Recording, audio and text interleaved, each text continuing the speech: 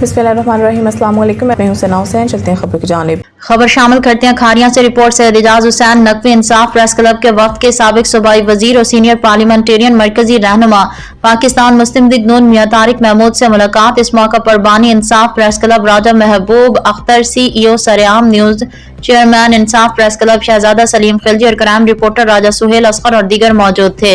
इस मुलाकात का बुनियादी मकसद ठोठा राय बहादुर में 11 साल से गर्ल्स कॉलेज की जमीन जो कॉलेज के लिए वक्फ की गई, जिस पर पिछले 11 साल से कोई फंड ना मंजूर हो सका और ना ही कोई तामीराती काम शुरू हो सका। ठोठा राय बहादुर की बच्चियां दूसरे शहर तालीम के लिए जाने पर मजबूर। हुकूमत वक्त के कई नुमाइंदों ने यकीन दहानी कराने के बावजूद इस तरफ तवज्जो ना दी। तमाम दस्तावेजात देखने के बाद रहनुमा पाकिस्तान मुस्लिम लीग नून मियां तारिक महमूद ने यकीन दहानी कराई कि कोशिश करेंगे कि जल्द अज जल्द इस प्रोजेक्ट पर काम शुरू हो जाए।